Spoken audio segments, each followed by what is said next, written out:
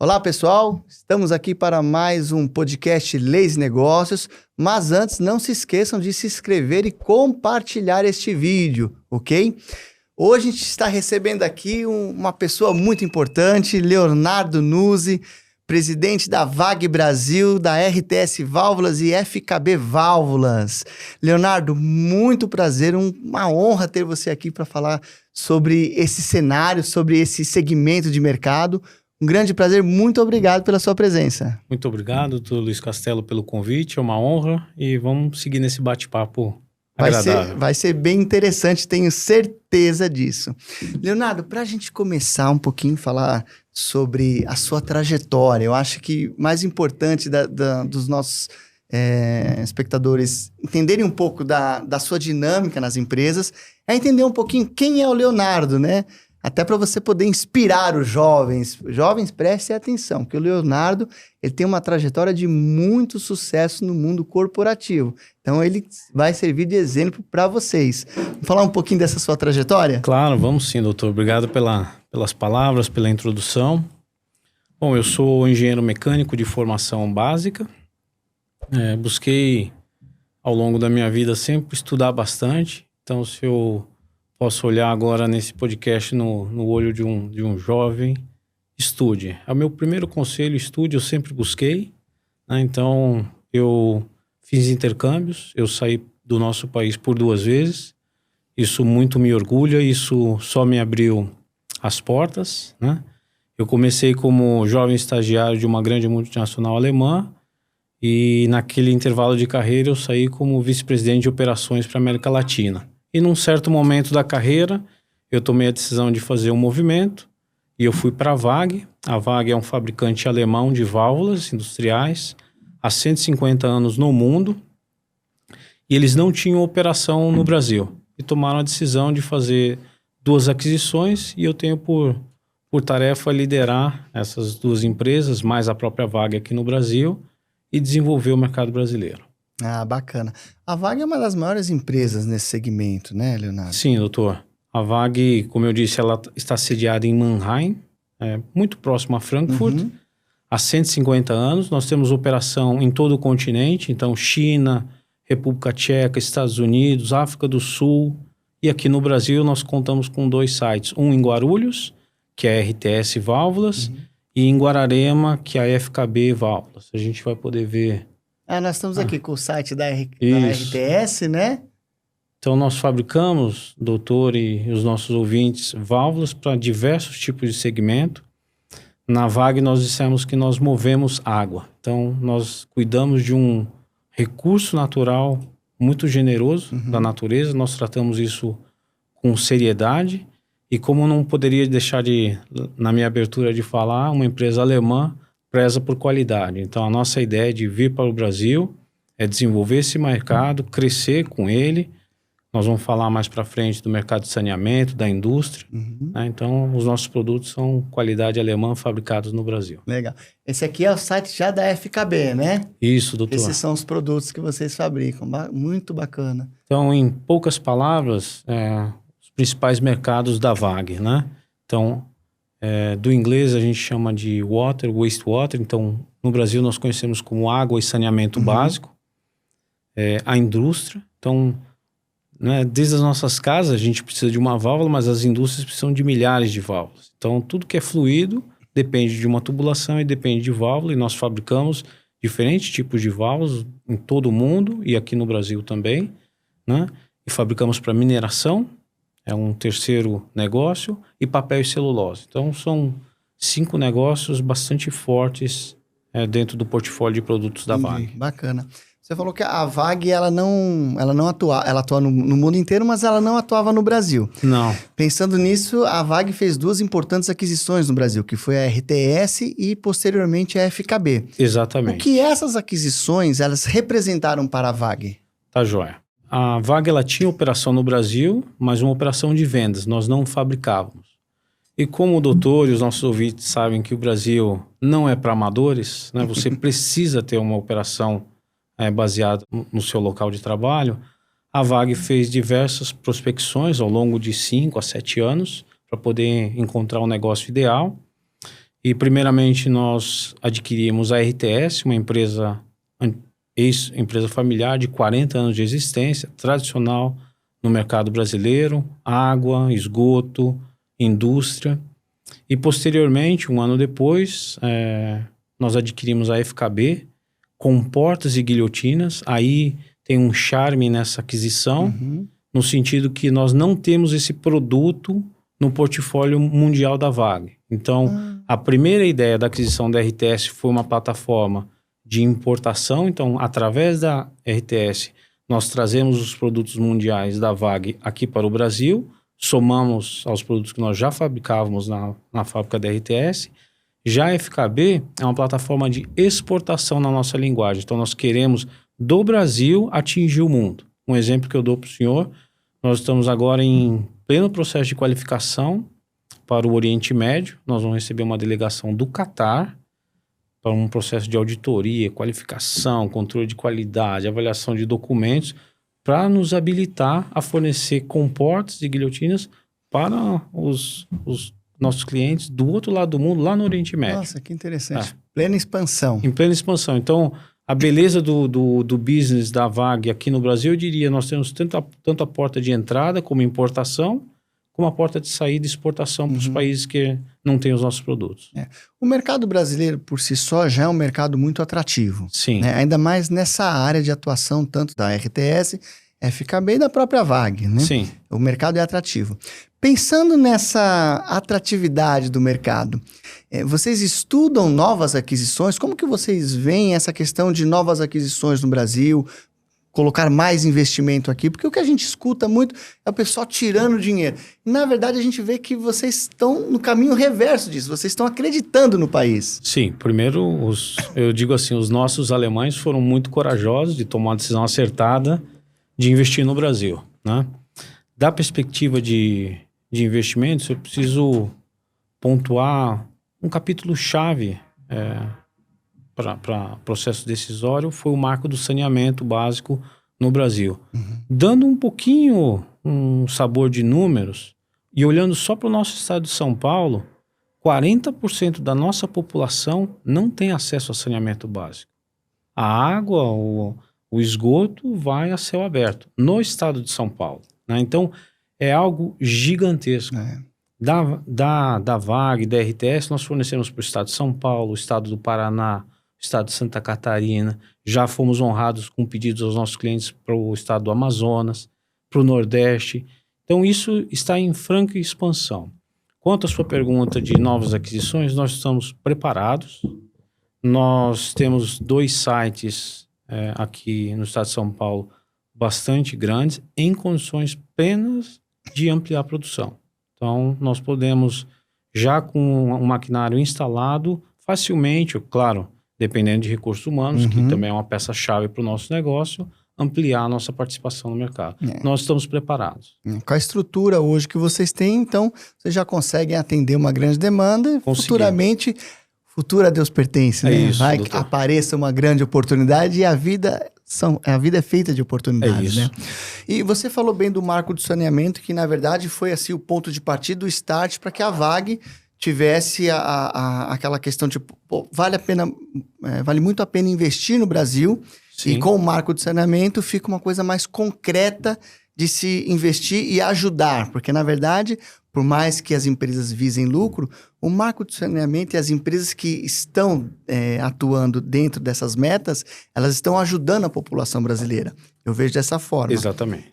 O marco de saneamento ele estabelece algumas metas até 2033. Você acha realmente que essas metas elas podem ser cumpridas? Nós temos hoje espaço para isso no Brasil? Primeiro, uma avaliação de engenheiro. Eu acho uma meta muito audaciosa, né?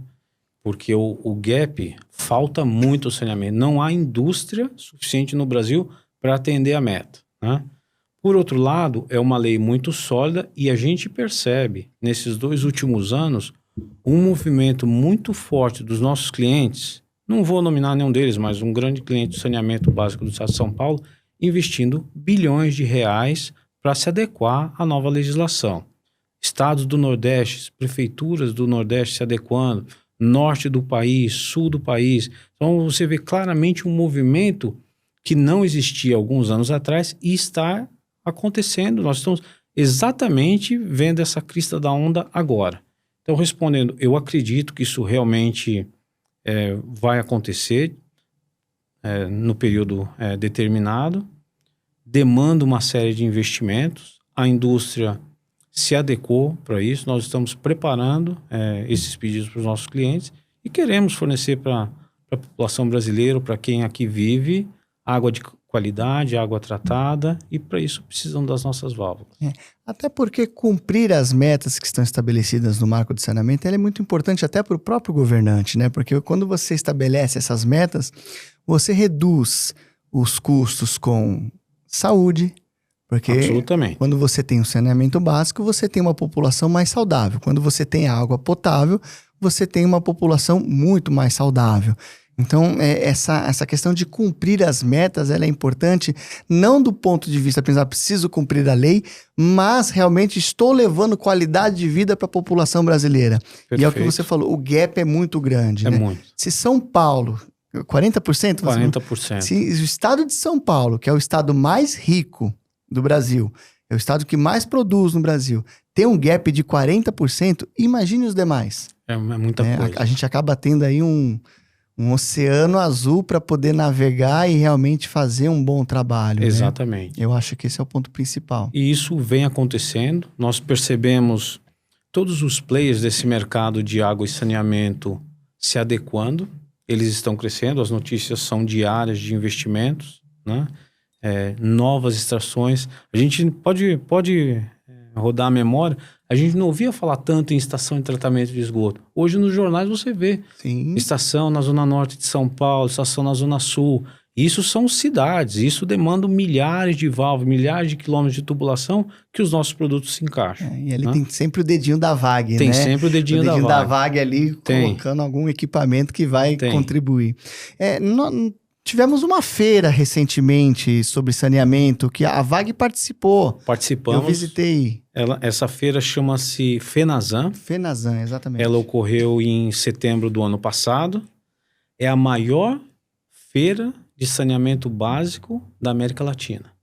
A VAG fez um stand muito bonito. Nós fomos honrados com a presença de diversos dos nossos clientes, parceiros de negócio.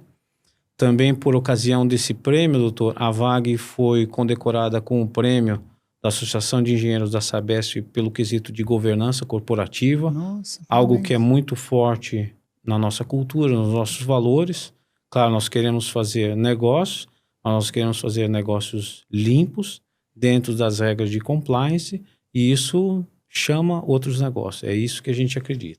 Mantendo sempre uma ética, né? Eu acho dúvida. Que essa é uma marca registrada da VAG, né? E vocês trouxeram isso bem enraizados quando fizeram as aquisições, né? Porque trouxemos. Numa empresa familiar, você não tem essas regras muito bem estipuladas. Porque empresa familiar, a gente sabe como que atua no dia a dia. Então, vocês trouxeram muito essas regras para dentro dessas duas empresas, mudaram toda uma cultura. Mudamos. E hoje vocês... Estamos em processo de mudança. Mas faz parte, faz né? parte. Faz mais parte. Faz parte. Eu acho que...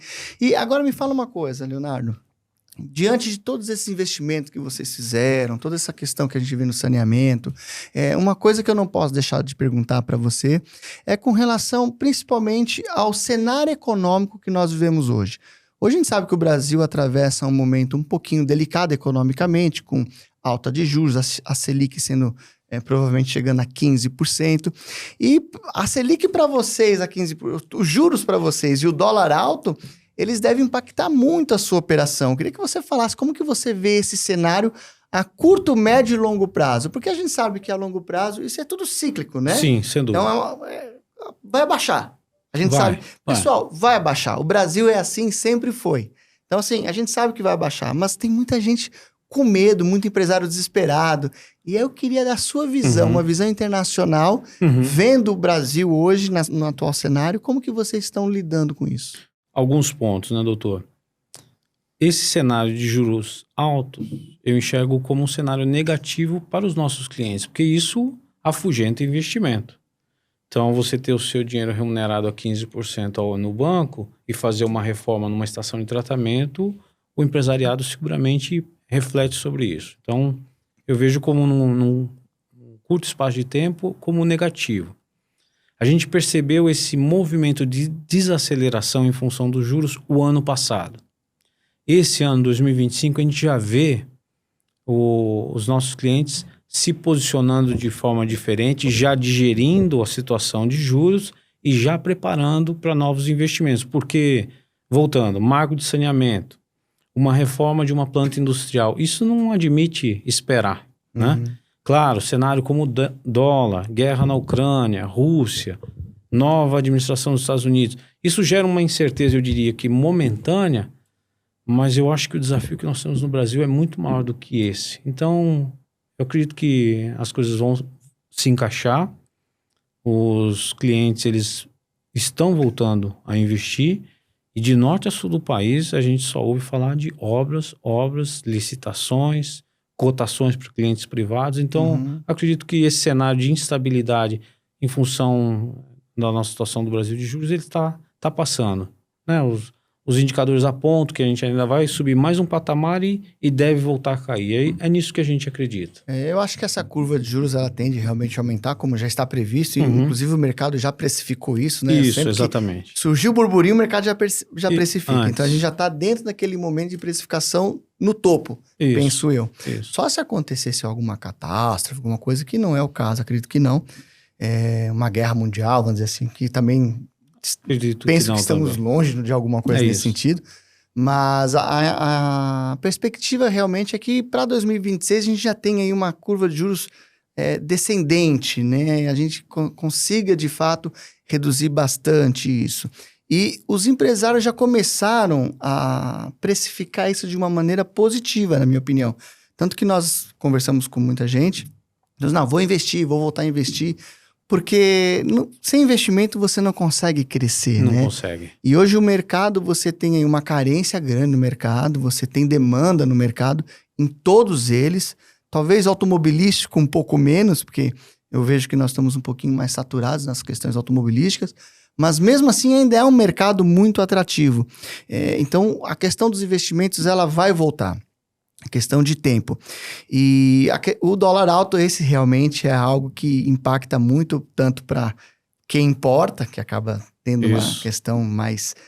o custo da importação fica muito mais alto, e para quem exporta, talvez fique um pouco melhor. Mas aí é uma situação que eu gostaria de falar com você, porque você também mexe com tanto exportação como importação. Explica para as pessoas que a alta do dólar não favorece o exportador como todo mundo acha que favorece, né? Porque o seu custo interno também aumenta. Você veja, a nossa moeda é o real, mas a nossa alimentação está dolarizada, né? Nosso transporte, combustível, né? Então, como nós falamos no início desse bate-papo, a WAG tanto importa, então nós compramos matéria-prima da Alemanha, da China, da África do Sul, dolarizada, dos Estados Unidos também, e nós exportamos. Basicamente, nós exportamos para a América Latina, Europa, e agora temos esse objetivo de ir para o Oriente Médio. Mas como o senhor colocou, estando dolarizado, o nosso cliente, basicamente, ele paga em reais, então há uma defasagem cambial. Então, essa especulação, eu diria assim, cambial, não agrega negativa para o negócio, eu diria, desacelera a produção, né? E a gente torce aí numa moeda um pouquinho mais forte. Eu acho que nosso real tem que subir um pouco. Tem que subir um pouco. Mas eu particularmente penso, não sei se você vai discordar de mim, e fique à vontade em discordar, claro, porque você tem mais experiência do que eu, viu? Imagina. Eu penso que nós vamos voltar para um dólar num patamar de 5,10. Eu sou bem confiante. Alguns falam que eu sou muito otimista, mas eu não vejo o dólar nesse patamar de 5,80, 5,70, 5,90, como todo mundo tá colocando. O meu palpite é um pouquinho maior. Podemos rodar esse vídeo daqui uns meses, eu arriscaria 5,5. 5,5? Você acha que mais vai ser... do que isso... Não chegaremos no 4,80? Não, jamais. Eu estudo muito isso daí, né, pela questão pessoal também, e eu já tenho diversos artigos que já olham para dólar a 7 daqui a alguns meses. Meu Deus. Então, é o desafio de ser brasileiro e produzir aqui. Né? E aí entra aquela questão, né? Muita gente dolarizando sua carteira de investimentos, né? Sim, é uma realidade hoje em dia. É uma realidade. É uma realidade. Quem não dolarizar pode perder dinheiro, né? É incrível. É isso. Faz parte do negócio. Esse é o jogo. O mercado é isso, né? O mercado é isso. Agora, uma coisa, Leonardo, eu queria saber se você também tem esse problema lá nas empresas. Uhum. Todas as pessoas que a gente conversa, sejam empresários, gestores, pessoal de RH, eles sentem muita dificuldade hoje na mão de obra. Então, qual que é o grande problema? Empresas querem crescer, querem investir, mas na hora de realmente produzir, elas esbarram num problema seríssimo, que é a falta da mão de obra, seja ela qualificada ou não, porque muitas vezes você pega a mão de obra não qualificada e você mesmo a qualifica. Então, você cria profissionais dentro da sua empresa, que era uma coisa que acontecia há muitos anos, e há poucos anos já acontecia isso, e hoje já não é tão fácil você ter esse tipo de procedimento dentro de uma empresa, porque as novas gerações, elas já não buscam mais o chão de fábrica, já não querem começar ali, na indústria. A indústria parece que não é mais tão atrativo para os jovens como era há anos atrás. Primeiro, você tem esse problema nas empresas? Segundo, como que você lida com isso? E terceiro, existe algum projeto para o futuro nessa questão? Excelente questão, doutor.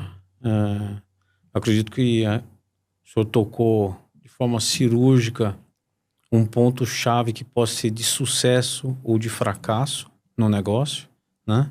Então, respondendo bem diretamente a sua pergunta, nós temos esse desafio, né? Não é fácil atrair o jovem e nós usamos algumas ferramentas, né? Algumas ferramentas já conhecidas e outras a gente procura aprimorar com a nossa realidade. Primeiro, a VAG, a RTS e a FKB, nós temos uma parceria com o Senai.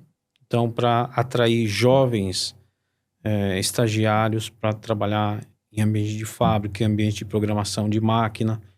E acredito que essa é um caminho que quem está na indústria precisa seguir. Eu já venho dessa experiência já há diversos anos. Funciona, é o primeiro ponto. O segundo é como a gente transforma a nossa fábrica, hoje em dia, num ambiente seguro. Então, eu posso falar da nossa realidade. No ano passado, nós nos certificamos em saúde, segurança e meio ambiente. Os jovens de hoje em dia não querem apenas trabalhar numa fábrica. Eles querem trabalhar numa fábrica sustentável, numa fábrica que não gera resíduos, e essa é a nossa realidade. E isso são apelos que para os jovens de hoje funcionam bastante, né? E a gente vem procurando atrair os nossos talentos, claro, dar treinamento, desenvolvê-los. E uma outra, eu citaria uma terceira ferramenta, nós estamos numa área técnica. Não adianta, com uma formação de 3, 4 anos, o jovem não vai estar pronto para trabalhar.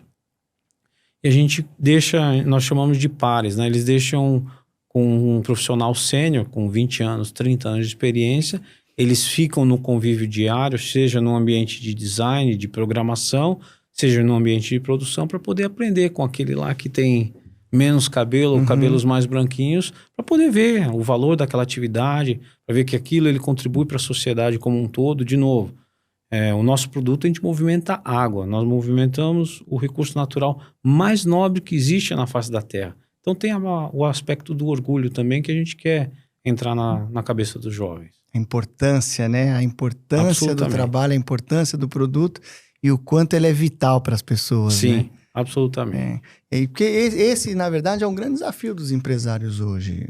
Pelo que a gente está analisando, assim, é muito difícil você contratar jovens, né?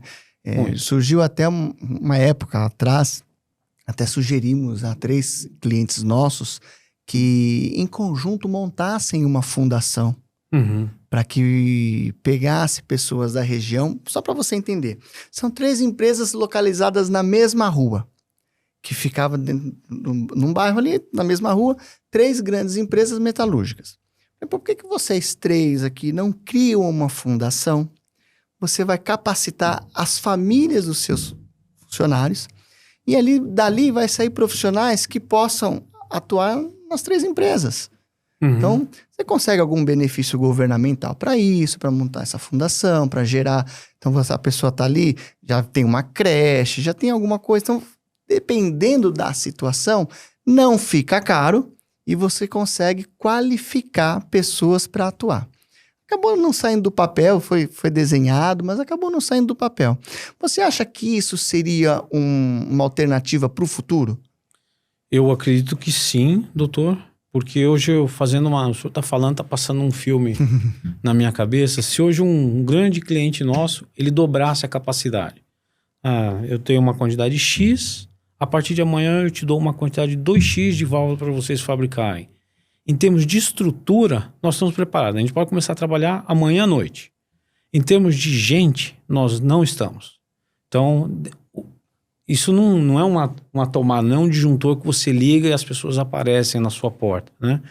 Então, eu diria que isso é essencial, esse investimento de base, de formação, seja por um pool de indústrias. Lá nós trabalhamos mais ou menos assim, como nós somos privilegiados de termos 2 sites, nós temos 2 grupos de trabalhadores, né?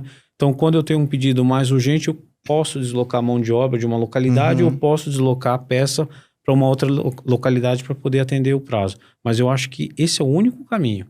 Esqueci também de mencionar esse programa, essa legislação, o senhor conhece muito bem, do menor aprendiz.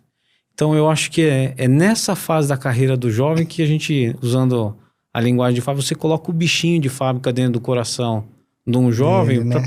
para o jovem ou para a moça se apaixonar para o ambiente de fábrica e querer trabalhar para o resto da vida. Porque é um produto técnico, ele é estável, ele tem garantia de emprego, né?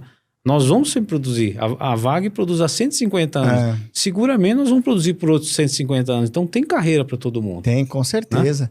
E assim, é uma carreira que tem que ser trilhada, né? Tem que ser trilhada. E muitas vezes hoje o pessoal tem aquela questão do imediatismo. Ele quer entrar numa empresa e já quer ser o diretor industrial, quer ser o diretor comercial. E não é bem por aí, né? Tem que ser trilhado um caminho. É um tempo que demora, a gente sabe que não é... Existe uma maturação. Hoje, você, jovem, você tem a faca e o queijo na mão. É a geração que tem acesso à informação da maneira mais rápida, a melhor qualidade da informação e as melhores oportunidades de trabalho. Está na mão deles. Basta que eles tenham paciência para esperar. Paciência... Né? Ambição, resiliência, que é fundamental, não é verdade? É isso aí, diversas palavrinhas mágicas. Que muitas vezes acabam sendo esquecidas, né? Acabam perdidos. Os pais devem lembrar bem dessas palavras, mas os jovens acho que já nem tanto. É verdade. Mas também, assim, é outra geração, Leonardo. É outra geração. E a gente tem que aprender a conviver com essa geração, entender também como eles pensam e a gente tentar... coexistir todo mundo de uma maneira bem tranquila. Aí eu vejo o nosso papel, doutor. Na nossa faixa etária, nós somos no meio, né, de uma geração jovem e da geração que está encerrando a carreira. Né? Então a gente tem o papel de construir uma ponte. Há muita sabedoria nos sêniors, há muito conhecimento. E os jovens, eles enxergam também os problemas de uma forma diferente. E há um valor nisso tudo. E eu acho que a magia da liderança é poder juntar essas duas peças. Exatamente. E tirar um valor para a empresa. Exato, concordo plenamente. É o que você falou. A WAG vai continuar produzindo por mais 150 anos. Mas o Leonardo não estará lá nos próximos 150 anos. A direção da WAG, da RTS, não estarão lá mais 150 anos, 200, 300 anos que seja. E aí, o preparo para os nossos sucessores, eles também têm que ser contínuo. Tem que ser contínuo. Mas eles têm que querer também esse preparo, né? Eles têm que querer buscar esse tipo de coisa. Porque o Leonardo vai ter um momento que o Leonardo vai querer dar uma parada para descansar também, né, Leonardo? Vou precisar, doutor. Agora eu quero só curtir minha vida, quero parar um pouco. E aí, quem vai assumir a posição do Leonardo? Que não é uma posição fácil de ser assumida. Quem vai assumir a minha posição no escritório? Não é uma posição fácil de ser assumida. Tem que estar preparado para tomar muita pancada, né? Tem que gostar de pancada. Dói aqui, não dói? Dói bastante. Dói. Gente, o lombo dói. Não é fácil estar nessa posição. Mas nós escolhemos isso. Então não podemos reclamar. Só que agora a gente precisa também que as pessoas queiram estar nessa posição para que a gente possa prepará-los.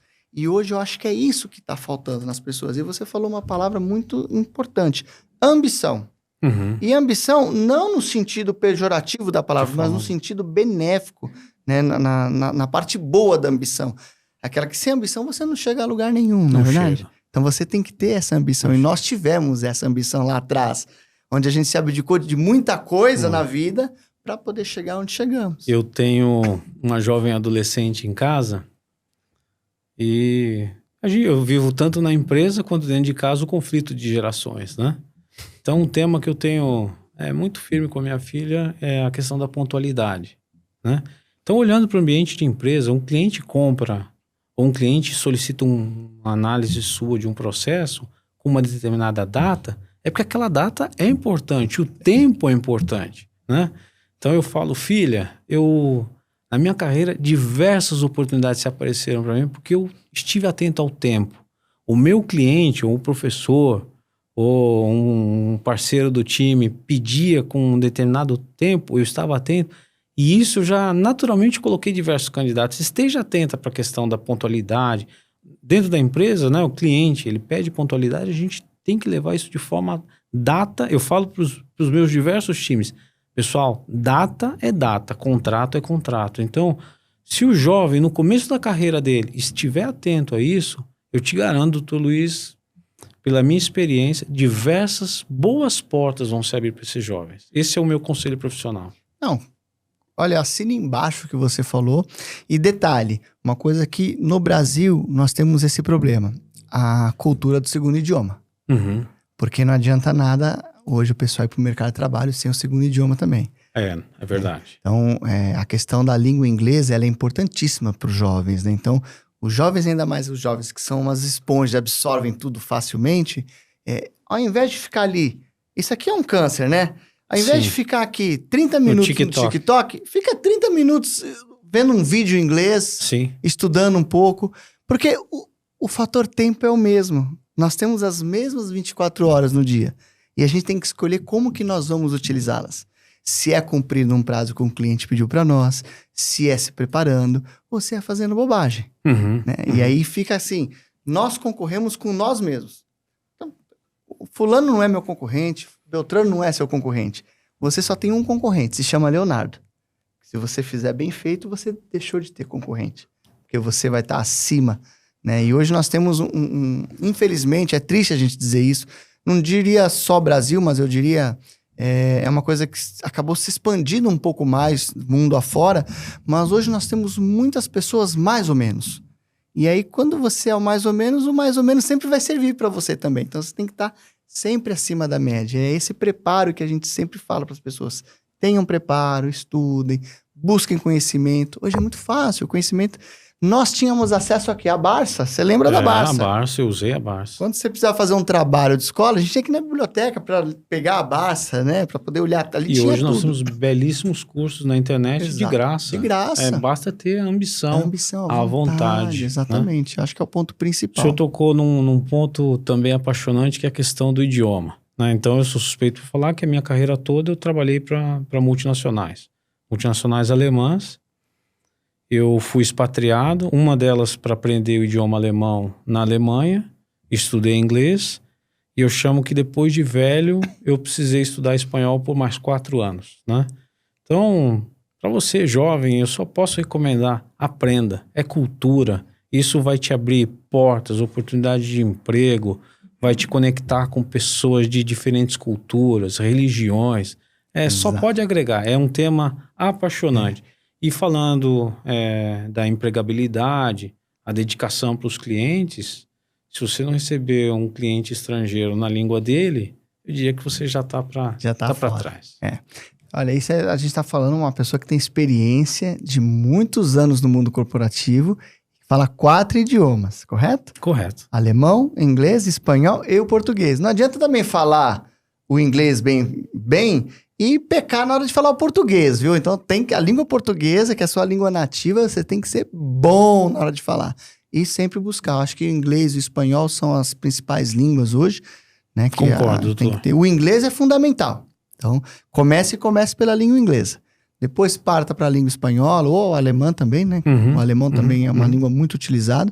Então, acho que o preparo tá aí. Eu acho que é só as pessoas quererem também, né? É isso. Eu acho que é o ponto principal. Você vê como que a conversa flui? A gente vai falando. São podcasts de 30 minutos, 35 no máximo. Mas a gente vai falando e vai seguindo.